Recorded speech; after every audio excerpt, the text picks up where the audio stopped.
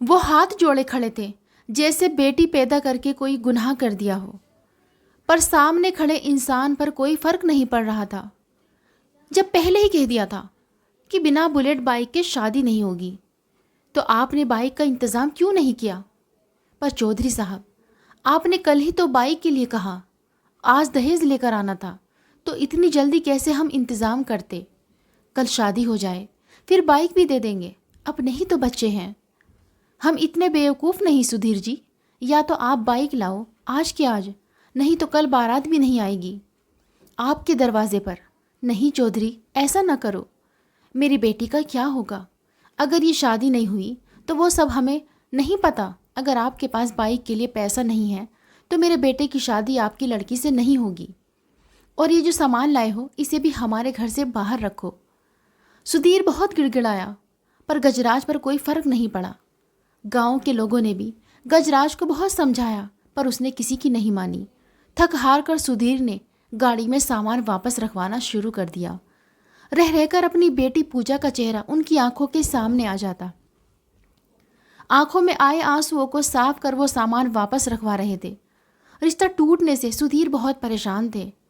इसी वजह से उनको चक्कर सा आ गया और आंखों के सामने अंधेरा छा गया। वो गिरने ही वाले थे कि किसी ने उन्हें संभाल लिया। ये गजराज के पड़ोसी थे, पास ही में उनका घर था। मनोज सुधीर और उनके साथ आए लोगों को लेकर अपने घर आए और उन्हें बैठाकर अपने बेटे विकास को आवाज़ दी। विकास जो उस समय पढ़ाई कर रहा था, वो आवाज़ सुनकर नीचे आया और सबको हेलो कर पानी लेने चला गया। विकास सबके लिए पानी और चाय नाश्ता लेकर आया। उसने सबको नाश्ता करवाया। मनोज जी ने कहा, सुधीर जी परेशान ना हो, कोई ना कोई हल ज़रूर निकल जाएगा। कैसे परेशान ना हो मनोज जी, कल मेरी बेटी की शादी होनी थी और आज उसका रिश्ता टूट गया है। अब मेरी इज्जत का क्या होगा? मैं क्या मुंह दिखाऊंगा लोगों को? कौन मेरी बेटी से शादी करेगा? आप चिंता न करें सुधीर जी, कोई ना कोई हल ज़रूर निकाल लेंगे। आप शुक्र मनाइए कि कम से कम आपने उन दहेज के लालची लोगों से तो अपनी बेटी को बचा लिया, वरना जो लोग आज अब आपकी बेटी से ज़्यादा दहेज को तवज्जो दे रहे हैं, कल क्या वो आपकी बेटी को तवज्जो देते? अब तो इसका एक ही हल है मनोज जी, इसी गांव के किसी लड़के के साथ मेरी बेटी की शादी कर दी जाए, क्योंकि ये मेरे साथ साथ इस गांव की इज्जत का भी सवाल है। अगर मैं यहाँ से खाली हाथ जाऊँगा तो मैं अपने साथ इस गांव की इज्जत को भी लेकर जाऊँगा, क्योंकि तब ये गांव एक ऐसे गांव के रूप में जाना जाएगा जिसने एक बेटी के सपनों को केवल दहेज के लिए तोड़ दिया। इस गांव में दहेज के लालची लोग रहते हैं। आप चिंता मत कीजिए सुधीर जी, गजराज ने जो भी किया सो किया, लेकिन हम भी इसी गांव से हैं और इस गांव की इज्जत हमारी इज्जत है। इस गांव के नाम कभी कोई बदनामी नहीं आएगी। आपकी बेटी की शादी कल ही होगी और इसी गांव से होगी। हमारे यहाँ लड़कों की कमी नहीं है। आप थोड़ा सब्र रखिए सुधीर जी, मनोज ने उन्हें समझाते हुए कहा। इतने में ही विकास ने आकर कहा, सुधीर जी आपकी गाड़ी लेकर जो ड्राइवर आया था वो पूछ रहा है कि आप लोग वापस कब चल रहे हैं। सुधीर जी ने विकास को बड़े ध्यान से देखा और मनोज से कहा, मनोज जी आप इस समस्या को सुलझा सकते हैं। अगर आप चाहें तो मेरी बेटी की खुशियाँ लौटा सकते हैं और मेरी इज्जत भी बनी रहेगी। अगर आपको कोई समस्या न हो तो मैं विकास से अपनी बेटी की शादी करना चाहता हूँ। मनोज जी ने कुछ चौंक कर कहा, लेकिन विकास तो अभी पढ़ाई कर रहा है सुधीर जी, और अभी तो उसके पास कोई नौकरी भी नहीं है। मैंने अभी अपनी छोटी बेटी की शादी की है और अभी इतनी जल्दी अपने बेटे की शादी में कैसे बिना नौकरी के कर सकता हूँ। माना कि हमारी अच्छी खासी ज़मीन है, खेती बाड़ी भी अच्छी होती है, लेकिन घर को चलाने के लिए रुपयों की ज़रूरत तो पड़ती है ना। सुधीर जी ऐसा ना कहें। मनोज जी मुझे विकास पसंद है, नौकरी का क्या है, आज नहीं तो कल लग जाएगी। आपका बेटा अगर मेहनत कर रहा है तो कहीं ना कहीं उसकी नौकरी पक्की लग जाएगी। लेकिन यदि मेरी बेटी की शादी ना हुई तो उसकी शादी कभी नहीं हो पाएगी। मेरी इज्जत अब आप ही बचा सकते हैं। मनोज जी ठीक है सुधीर जी, यदि आप कहते हैं तो मैं एक बार अपने बेटे विकास से भी पूछ लेता हूँ। विकास, तुम्हें इस रिश्ते से कोई परेशानी तो नहीं है? इस तरह अचानक तुम्हारी शादी की बात होने से परेशान तो नहीं होना बेटा। तुम पर कोई दबाव नहीं है अगर तुम ये शादी ना करना चाहो, लेकिन अगर तुम इस शादी के लिए रजामंदी देते हो तो मेरे साथ साथ सुधीर जी का सर भी गर्व से ऊंचा हो जाएगा। यदि आपको कोई एतराज़ नहीं है पापा, तो फिर मुझे भी कोई एतराज़ नहीं है।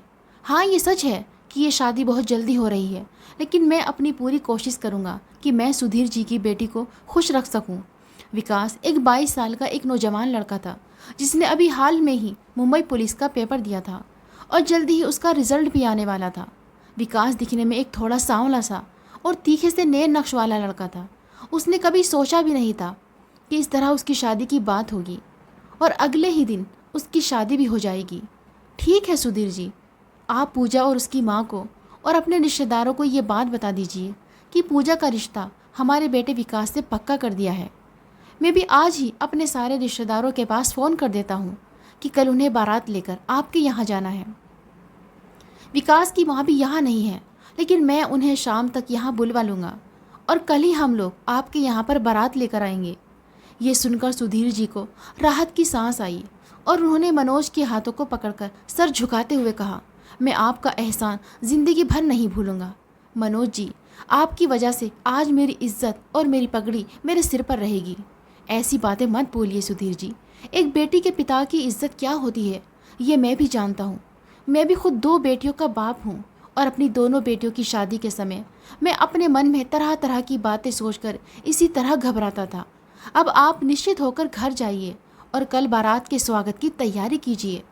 दोनों एक दूसरे के गले मिले और फिर सुधीर जी अपने घर चले गए। मनोज जी ने विकास से कहा, जाओ माँ के पास फ़ोन करो और उनसे कहो कि बाबा ने आज और अभी इसी वक्त यहाँ बुलाया है। विकास की माँ का घर उसके गांव से थोड़ी ही दूर पर था, जहाँ वो अपने भाई के पास गई हुई थी। बाबा का आदेश मिलते ही विकास उन्हें लेने के लिए अपने मामा जी के यहाँ चला गया और तकरीबन 1.5 घंटे बाद उन्हें लेकर अपने घर भी आ गया। जब उन्हें सारी बात पता चली तो वो बहुत हैरान हुई और उन्होंने कहा, मैंने अपने बेटे की शादी के लिए क्या क्या सोच रखा था और आप अचानक से मेरे बेटे की शादी करने को कह रहे हैं। लेकिन फिर मनोज जी ने उन्हें समझाते हुए कहा, हमारे अरमानों से ज़्यादा एक बेटे की ज़िंदगी का सवाल है। हमारी भी 2 बेटियां हैं। अगर उनमें से किसी के साथ भी ऐसा हो जाता तो हम क्या मुँह लेकर इस दुनिया में रहते। मनोज जी के समझाने पर तारा जी ने कहा, ठीक है, आप जैसा कहते हैं मुझे वैसा मंजूर है। अगर आपको लगता है कि विकास के लिए ये रिश्ता सही है तो मुझे भी इससे कोई परेशानी नहीं है। आप जैसा ठीक समझें। मनोज जी ने कहा, धन्यवाद तारा, तुमने हमेशा मेरा साथ दिया और आज भी मेरा साथ देकर तुमने साबित कर दिया कि तुम मेरी सच्ची धर्मपत्नी हो। ठीक है, अब कल बेटे की शादी का इंतज़ाम करो और आने वाली बहू के स्वागत की तैयारी करो। आईने के सामने एक 21 साल की एक लड़की खड़ी थी। उसकी शादी का जोड़ा उसके पास ही बिस्तर पर पड़ा था और वो उसका दुपट्टा सिर पर ओढ़े हुए खड़ी थी, खुद को आईने में निहार रही थी। सादे सूट सलवार पर भी वो लाल रंग का दुपट्टा ओढ़कर किसी परी की तरह लग रही थी। तभी पीछे से उसकी माँ ने आकर आवाज़ दी, पूजा बेटी चलो खाना खा लो, फिर मेहंदी वाली आएगी और तुम्हारे हाथों में मेहंदी लगाएगी। तब तक तुम्हारे बाबा भी आ जाएंगे। उसकी माँ कमला ने कहा, अरे मम्मी, एक बार बाबा को आ जाने दो ना, उनके हाथ से ही खाना भी खा लेंगे। और मेहंदी वाली तो 8 बजे आएगी ना, और अभी तो 7 ही बजे हैं। तब तक बाबा भी आ जाएंगे और हम साथ खाना खा लेंगे। कम से कम आज तो बाबा के साथ खाना खा लूँ, कल तो मेरी विदाई हो जाएगी, फिर पता नहीं ये मौका मुझे कब मिलेगा। तभी बाहर गाड़ी की आवाज़ आई। पूजा ने खुश होकर कहा, चलो पापा भी आ गए, पूछते हैं कि वहाँ पर आज क्या क्या हुआ, पता तो चले उनके होने वाले दामाद के घर आखिर उनका स्वागत किस तरह हुआ। पूजा ने मुस्कुराते हुए कहा, सुधीर जी जब लौटे तो थोड़े परेशान भी थे। आखिर वो पूजा को कैसे बताएं कि जिस जगह उन्होंने उसका रिश्ता किया था वो रिश्ता टूट गया है और उन्होंने उसके लिए किसी और को पसंद कर लिया है। 3 महीने पहले जब पूजा का रिश्ता तय हुआ था तभी से पूजा ने अपने होने वाले पति पुनीत के बारे में सोचकर उसके लिए अपने मन में एक अलग ही छवि बना ली थी। लेकिन आज जब ये रिश्ता टूटा है, सुधीर जी को कुछ समझ नहीं आ रहा था कि वो किस तरह पूजा को समझाए कि अब उसे पुनीत को भूलकर विकास के लिए अपने मन में जगह बनानी होगी। उन्होंने अपनी पत्नी से कहा, पूजा को लेकर नीचे वाले कमरे में आओ, मुझे कुछ ज़रूरी बात करनी है तुम सबसे। पूजा की अपनी दोनों बेटी को लेकर नीचे कमरे में आ गई और उसने अपने बाबा को देखा तो वो बहुत परेशान नज़र आ रहे थे।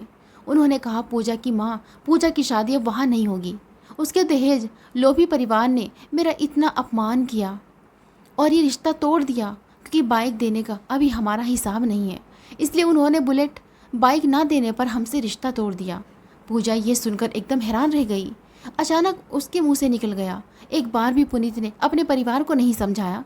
उसके बाबा ने पूजा की तरफ देखकर बताया कि जब उसके पिता ने मुझसे रिश्ता तोड़ा तो वो वहीं था, लेकिन उसने अपने मुंह से एक शब्द तक नहीं निकाला। पूजा की माँ ने रोते हुए कहा, तो क्या अब मेरी बेटी की कल शादी नहीं होगी? इस बार पूजा के पिता ने कहा, पूजा की माँ, जो होता है अच्छे के लिए होता है। पुनीत से पूजा का रिश्ता टूट गया है, लेकिन मैंने पुनीत से भी अच्छे लड़के से पूजा का रिश्ता तय कर दिया है और वो लोग कल बारात लेकर हमारे घर पर आएंगे। उन्हें इस रिश्ते से कोई एतराज़ नहीं है और सबसे अच्छी बात है, दहेज से भी कोई मतलब नहीं है। विकास एक बहुत अच्छा लड़का है। विकास का नाम सुनकर पूजा ने चौंक कर अपने बाबा को देखा। सारी बात सुनकर उसकी माँ ने कहा, तो क्या आपको लगता है कि विकास एक बहुत अच्छा लड़का है? पूजा के पिता ने कहा, जब मैं वहाँ से बेसुध होकर निकल रहा था तो केवल मनोज जी थे जो मुझे बहुत सम्मान से अपने घर पर ले गए और बहुत अच्छे से मेरा स्वागत किया। उन्होंने मुझे मुसीबत में संभाला, बहुत टूट चुका था मैं। और फिर मैंने भी विकास को देखा।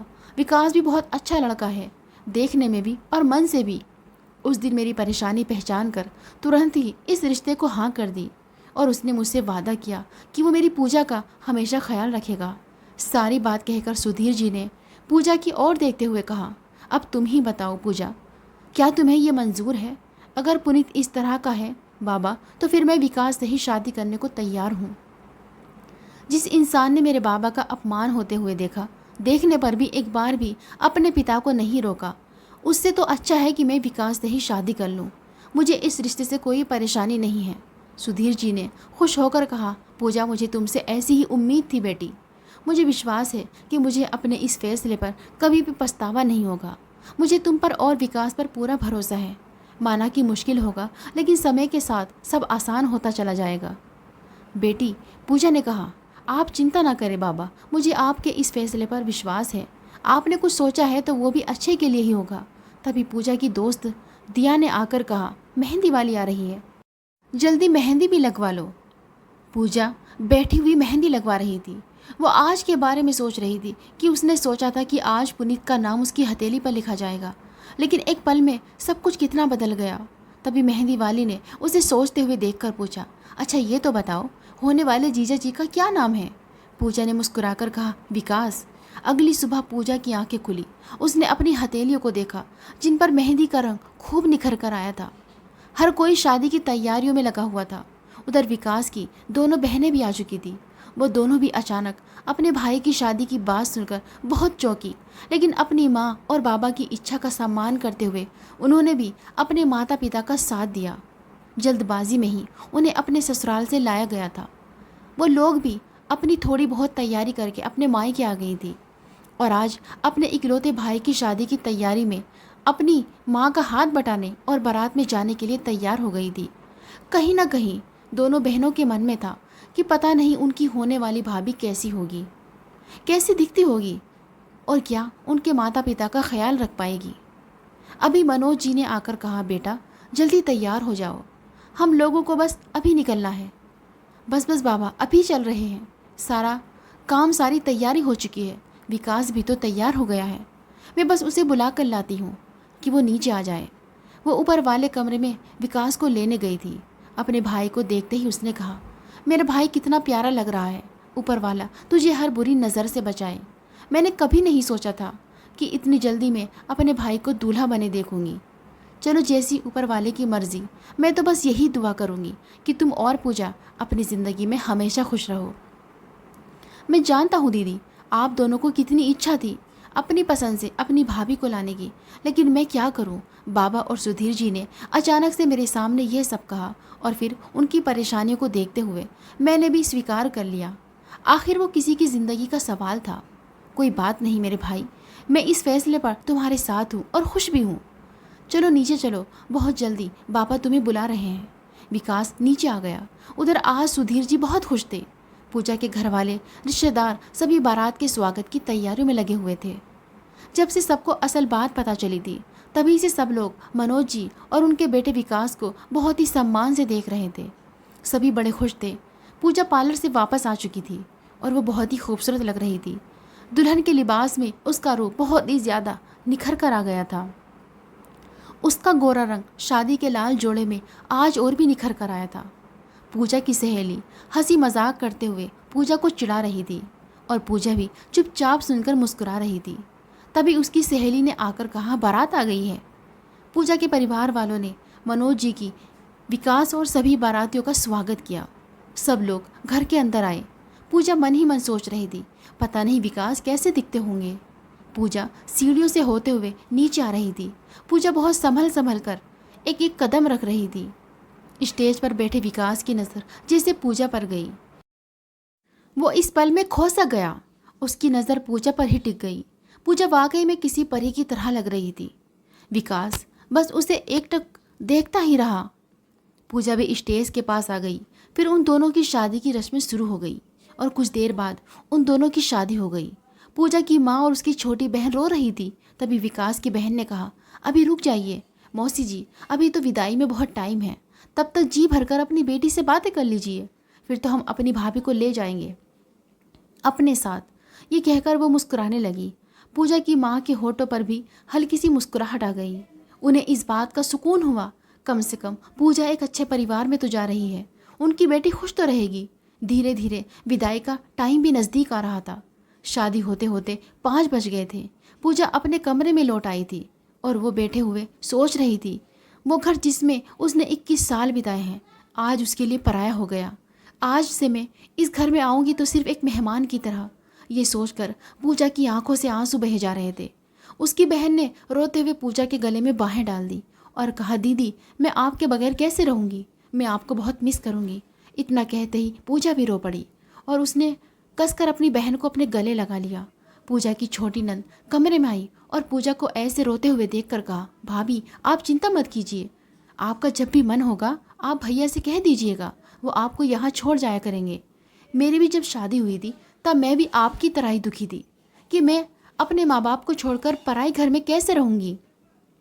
इसलिए मैं समझ सकती हूँ कि इस वक्त आप पर क्या बीत रही होगी, लेकिन वो घर भी आपका अपना ही होगा, इसलिए आप रोइए मत। उसने पूजा के आंसू पोंछते हुए कहा। दोनों बहनें अगर इसी तरह रोती रही तो रामगढ़ में बाढ़ आ जाएगी और खिलखिलाकर हंस दी। ये देखकर दोनों बहनों के चेहरे पर मुस्कान आ गई।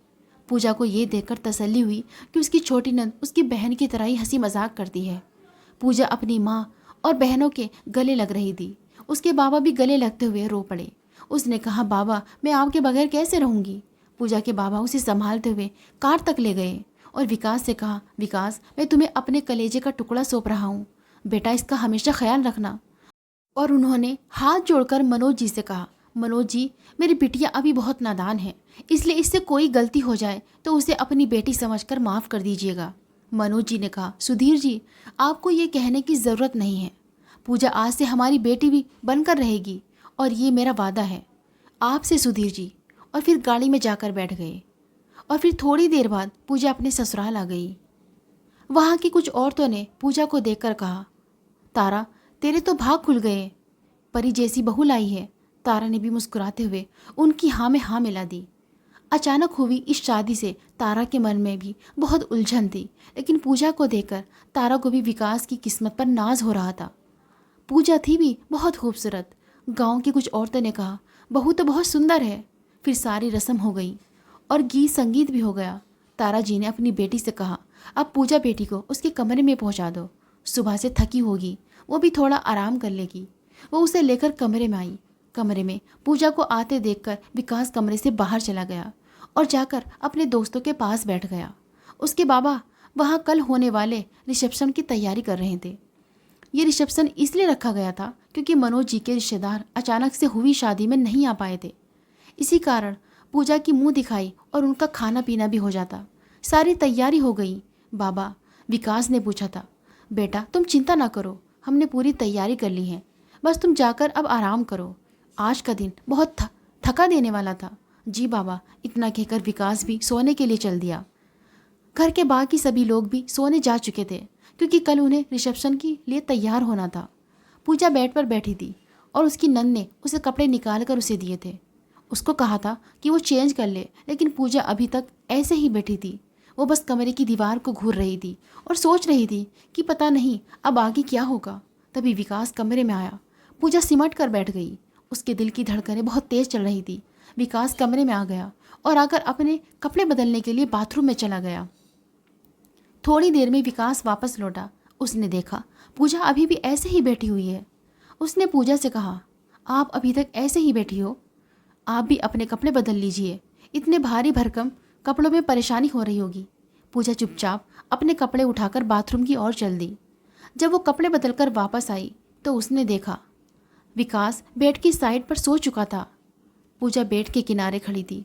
उसे बड़ा अजीब लग रहा था। तभी विकास ने आंखें बंद किए हुए धीरे से कहा, आप थक गई होंगी, आराम कर लीजिए। मैं इस तरफ सो रहा हूँ, आप उस तरफ सो जाइए। पूजा ने उससे पूछा, क्या आप इस शादी से खुश हैं? विकास ने कहा, इसमें दुखी होने वाला जैसी कोई बात नहीं है, लेकिन एक दूसरे को समझने के लिए अभी हम दोनों को भी वक्त चाहिए। तभी हम दोनों अपने रिश्ते की शुरुआत सच्चे मन से कर पाएंगे। अब आप आराम कर लीजिए, क्योंकि कल रिसेप्शन है और फिर कल का दिन भी आज ही की तरह निकल जाएगा। फिर पूजा भी सो गई। अगली सुबह जब लोग रिसेप्शन की तैयारियों में लगे हुए थे, रिसेप्शन शाम को था लेकिन घर में चहल पहल थी। पूजा तो बहुत जल्दी सुबह उठ चुकी थी और तैयार होकर अपने कमरे में बैठी थी, क्योंकि बहुत सी औरतें उसे देखने के लिए आ रही थी। सब औरतें उसकी तारीफ कर रही थी। तारा भी मुस्कुराते हुए अपने काम में लगी हुई थी। कुछ देर बाद तारा पूजा के पास अपनी साड़ी लेकर गई और उसे देते हुए कहा, ये साड़ी मैंने अपनी शादी में पहनी थी। पूजा बेटी, मैं चाहती थी कि मेरी बहू भी इस साड़ी को पहने। आज तुम्हारा रिसेप्शन है। ये साड़ी भले ही थोड़ी पुरानी हो, लेकिन इसमें मेरी भावना छिपी हुई है। बहुत प्यार से और बहुत ही आशीर्वाद से मैंने सिर्फ इसे अपनी बहू के लिए संभाल कर रखा हुआ था। पूजा ने साड़ी लेते हुए कहा, मम्मी जी, मैं आज यही साड़ी पहनूंगी। शाम होते हुए सारे रिश्तेदार आ चुके थे और सभी समारोह में पहुंच चुके थे। पूजा और विकास भी पहुंच चुके थे। स्टेज लगी हुई थी। पूजा विकास दोनों उस पर बैठे थे। सभी रिश्तेदार दोनों को आशीर्वाद दे जा रहे थे। पूजा ने अपनी सास की दी हुई साड़ी पहन रखी थी, जिसमें पूजा और भी खूबसूरत लग रही थी। विकास तो उसे देखता ही रह गया। विकास भी आज बहुत सुंदर लग रहा था। सभी रिश्तेदारों ने पूजा और विकास की खूब तारीफें की। उधर पुनीत के परिवार वाले भी इस समारोह में आए हुए थे।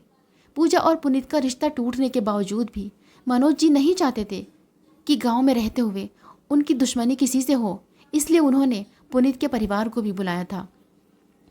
पुनीत के परिवार वाले भी इस बात से खुश नहीं थे, लेकिन लोक लिहाज के चलते हुए पुनीत के चाचा और चाची और उनकी बेटी आई हुई थी। पुनीत के माता पिता और पुनीत नहीं आया था। जब पुनीत के चाचा चाची ने पूजा को देखा तो उन्होंने सोचा, पुनीत के पिता चाहते तो पूजा आज हमारे घर की बहू होती। अभी ऊपर से गांव की औरतों की बातें भी उन्हें अंदर ही अंदर सुलगा रही थी।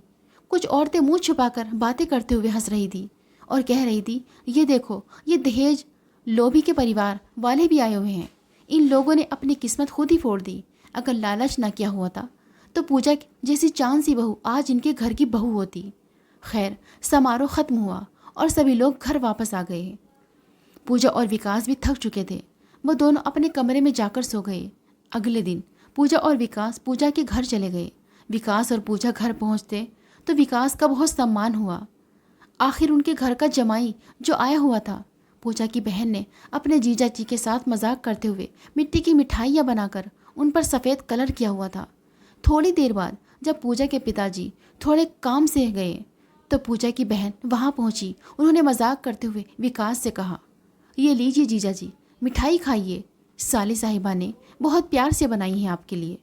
विकास ने मिठाइयाँ देखी। उसे ज़रा सा भी शक नहीं हुआ कि मिठाइयाँ मिट्टी की बनी हुई हैं, क्योंकि उसके ऊपर काजू बादाम लगाकर बहुत ही अच्छे से सजाया हुआ था। विकास ने हंसते हुए प्लेट से मिठाई उठाकर कहा, अच्छा साली साहिबा, आपने बनाई है तो हम ज़रूर खाएंगे। जैसे ही उसने मिठाई मुंह में डाली, उसके मुंह से मिट्टी निकल गई। दिवाकर ने तुरंत ही उसे थूक दिया। अनु हंसते हुए बोली, जीजा जी, साली साहिबा के हाथ की मिठाई कैसी लगी? विकास ने कहा, साली साहिबा जी, एक ना एक दिन इस चीज़ का बदला हम आपसे ज़रूर लेंगे। अनु से डरते हुए कहा, क्या जीजा जी, आप तो बुरा मान गए, हम तो बस मजाक कर रहे थे। तो विकास ने भी हंसते हुए कहा, तो हमने कब कहा कि हम सीरियस हैं? और ये कहकर सारे लोग वहाँ पर हंसने लगे। पूजा की माँ और अनु उन दोनों को हंसते हुए देखकर बहुत खुश थी। पूजा की माँ को तसल्ली थी कि उन्हें विकास जैसा जमाई मिला है जो उनकी बेटी का इतना ख्याल रख रहा है। शाम को पूजा और विकास घर लौट आए। खाना उसकी नंद और सास बना चुकी थी, इसलिए दोनों खाना खाकर जल्दी सो गए। पूजा की सास ने उससे कहा, बेटा कल तुम्हारी पहली रसोई की रस्म होगी, कल तुम्हें खाना बनाना है। पूजा ने धीरे से कहा, जी मम्मी जी। आज पूजा की पहली रसोई थी। पूजा सुबह सवेरे तैयार होकर किचन में आ गई। पूजा की सास ने कहा भी था कि बाकी खाना हम बनाने में तुम्हारी मदद करेंगे, बस तुम खीर बना लेना, क्योंकि आज पहली रसोई के दिन कुछ मीठा ज़रूर बनता है और तुम मीठे में खीर बना लेना। विकास को भी खीर बहुत पसंद है। पूजा अपने काम में लगी हुई थी। उसने बड़े प्यार और मेहनत से सारा खाना बनाया। सब लोग खाना खाने बैठ चुके थे। पूजा की सास और नंद दोनों खाना लगा रही थी। पूजा भी उनकी मदद कर रही थी। खाना खाते हुए सबने पूजा की तारीफ़ की। पूजा की सास ने विकास से पूछा, बेटा आपको खाना कैसा लगा? विकास ने कहा, माँ खाना बहुत अच्छा है, बहुत स्वादिष्ट है। शायद किसी ने बहुत प्यार से बनाया है और खीर तो और भी ज़्यादा स्वादिष्ट है। मुझे बहुत अच्छी लगी है। ये कहकर विकास ने पूजा की तरफ देखा। पूजा भी मुस्कुराने लगी। वो भी हल्के से मुस्कुरा दिया। भले ही उन दोनों के बीच अभी पति पत्नी वाला रिश्ता नहीं था, लेकिन दोनों ही एक दूसरे के साथ दोस्ती की तरह व्यवहार कर रहे थे। पूजा के मन में पुनीत की जो छवि बनी हुई थी अब वो खत्म हो गई थी। उसकी जगह पर पूजा ने विकास को अपने मन में जगह देनी शुरू कर दी थी। वो विकास के अच्छे व्यवहार से बहुत खुश हो चुकी थी। वही विकास को भी पूजा बहुत पसंद आई थी, क्योंकि कहीं ना कहीं विकास का भी मन अपने माता पिता की मर्जी से शादी करने का था। प्यार का पहला एहसास दोनों के ही जीवन में आया था। कहीं ना कहीं दोनों ही एक दूसरे से खुश हो चुके थे। धीरे धीरे समय गुजर रहा था और वक्त के साथ पूजा और विकास के बीच नज़दीकी भी बढ़ रही थी। अब दोनों एक दूसरे से प्यार करने लगे थे, लेकिन दोनों को इस बारे में नहीं पता था। ऐसे ही एक दिन पूजा के पास फ़ोन आया कि उसकी माँ की तबीयत ख़राब है, इसलिए कुछ दिनों के लिए अपने मायके चली गई। पूजा अपने मायके जाकर खुश थी, लेकिन इधर विकास का उसे याद कर करके बुरा हाल था। अपने खाली कमरे को देखकर उसे बार बार पूजा की याद सताती। अब उसे ऐसा लग रहा था कि शायद वो भी पूजा से प्यार करने लगा है। पूजा को मायके जाकर बहुत अच्छा लगा। उसे अपने माँ बाप और बहन से मिलने की बहुत खुशी थी, लेकिन साथ ही उसे विकास की और अपने ससुराल की भी याद सता रही थी। पूजा और विकास की रोज़ बातें होती थी। ऐसे ही 15 दिन बीत गए। विकास पूजा को उसके घर से ले आया। बातों ही बातों में पूजा ने विकास से पूछा, मेरी याद आती थी आपको? विकास ने कहा, बहुत, मैं तुम्हें हर पल याद करता था। पूजा, क्या तुम भी मुझे इसी तरह याद करती थी? पूजा ने कहा, पता है, मुझे वहाँ रहकर भी बस आपकी याद आती थी और आपको ही देखने का मन करता था। अच्छा, कहीं तुम्हें मुझसे प्यार तो नहीं हो गया? विकास ने हंसते हुए कहा। पूजा ने अपनी मुस्कुराहट छुपाते हुए कहा, ऐसा तो मैं भी आपसे कह सकती हूँ। ये कहकर वो मुस्कुराते हुए कमरे से बाहर निकल गए। कुछ दिन बाद करवा चौथ का दिन था। पूजा ने विकास के लिए व्रत रखा था। सारी रस्में करके पूजा ने रात में अपना व्रत पूरा किया और फिर दोनों सोने के लिए चले गए। फिर अगली सुबह पूजा तैयार होकर अपने घर में कामकाज में लग गई। विकास अपने बाबा के साथ किसी काम से बाहर चला गया। जब विकास शाम को वापस लौटा तो उसने देखा पूजा कमरे में खड़ी हुई थी। वो मोबाइल हाथ में लिए कुछ सोच रही थी। जैसे ही विकास उसके पास आया, पूजा ने एकदम से कहा, मुझे आपको कुछ बताना था। विकास ने कहा, अब बताओ क्या हुआ, इतनी घबराई हुई क्यों हो? पूजा ने कहा, बात ही ऐसी है, समझ नहीं आ रहा आपसे कैसे कहूँ। पूजा कहती है, हमारी शादी से 2 साल पहले मैंने मुंबई पुलिस का फॉर्म भरा था और उसका पेपर दिया था। तब उसका रिज़ल्ट किसी कारणों की वजह से नहीं आ पाया था, लेकिन अब उसका रिज़ल्ट क्लियर हो गया है और उसमें मेरा भी नाम है। लेकिन अब समझ नहीं आ रहा कि मैं कैसे वो नौकरी कर सकती हूँ। पता नहीं माँ बाबा मानेंगे या नहीं, आप ही मना कर दे। विकास ने कुछ सोचते हुए कहा, देखो, मेरी तरफ से तुम्हें किसी भी तरह की कोई बंदिश नहीं है, लेकिन मैं अपने माँ बाबा का भी बहुत सम्मान करता हूँ। एक बार तुम उनसे भी बात कर लो, उनके विचार भी जान लेने चाहिए। रही जहाँ तक की मेरी बात, तो मैं चाहता हूँ कि तुम अपना फिज़िकल और मेडिकल दोनों टेस्ट पास कर लो, क्योंकि मैं तो चाहता हूँ कि मेरी पत्नी भी नौकरी करे, क्योंकि मेरा खुद भी सपना है मुंबई पुलिस में जाने का। मेरा रिज़ल्ट भी बस कुछ हफ्तों में जारी हो जाएगा। क्या पता हम दोनों ही अपनी ट्रेनिंग पर साथ जाएं। विकास ने हंसते हुए कहा। पूजा तो विकास को देखते ही रह गई। उसने मन में सोचा कि मैं कितनी भाग्यशाली हूँ जो मुझे ऐसा पति मिला जो उसके हर कदम पर उसके साथ है। बस एक बार माँ बाबा से बात भी कर लूँ, अगर उन्हें मंजूर हुआ कि उनके घर की बहू नौकरी कर ले तो सब अच्छा हो जाएगा और मेरा सपना भी पूरा हो जाएगा।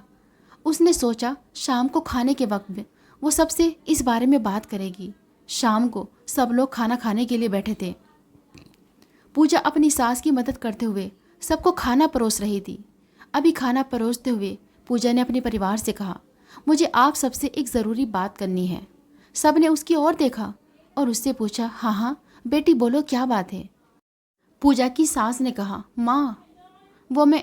पूजा के ससुर ने कहा, इतना मत घबराओ बेटा, अब तो हम ही तुम्हारे माँ बाप हैं, खुलकर कहो क्या कहना चाहती हो। पूजा ने कहा, बाबा जब मेरी शादी नहीं हुई थी तो उससे 2 साल पहले मैंने मुंबई पुलिस का एग्ज़ाम दिया था, जिसका रिज़ल्ट कल आया है और उसमें मैं भी अच्छे नंबर से पास हुई हूँ। अब मेरा बस फिज़िकल और मेडिकल रह गया है। क्या मैं वो दोनों टेस्ट दे सकती हूँ, अगर आप लोगों की इजाज़त हो तो। ये सुनते ही मनोज जी का हाथ थाली की ओर जाता जाता रुक गया। उन्होंने विकास की ओर देखते हुए कहा, तुम इस बारे में क्या कहते हो। विकास ने कहा, बाबा मैं पूजा का साथ हमेशा दूंगा, लेकिन मैं और पूजा आप दोनों का भी बहुत सम्मान करते हैं। पूजा ने कहा, अगर आप चाहें, आप कहेंगे तो मैं नौकरी करूंगी, नहीं तो नहीं। तब उसके ससुर ने कहा, मुझे तुमसे ऐसे ही जवाब की उम्मीद थी, लेकिन बेटा हम दोनों की खुशियाँ भी तुम दोनों से ही जुड़ी हैं। अगर तुम दोनों ही अपना जीवन संवारने के लिए नौकरी करना चाहते हो तो मुझे इससे कोई परेशानी नहीं है। वैसे भी अब गांव समाज बदल रहा है। जब यहाँ की बेटियाँ आगे पढ़कर पुलिस में जा सकती हैं तो हमारी बहू क्यों नहीं। पूजा ने ये सुनते ही अपने ससुर की ओर देखा। उसे तो अपने आप पर यकीन नहीं हो रहा था। एक पल को तो उसका मुंह खुला का खुला रह गया। तो उसकी सास ने कहा कि बेटी मैं भी तुम्हारे ससुर के फैसले पर तुम्हारे साथ हूँ। पूजा की आंखों से आंसू आ गए। पूजा ने हाथ जोड़ते हुए कहा, ऊपर वाले का बहुत बहुत शुक्रिया कि मुझे आप जैसा परिवार मिला और आप जैसे सास ससुर मिले जो अपने बच्चों के साथ साथ अपने घर की बहू का भी इतना ध्यान रखते हैं।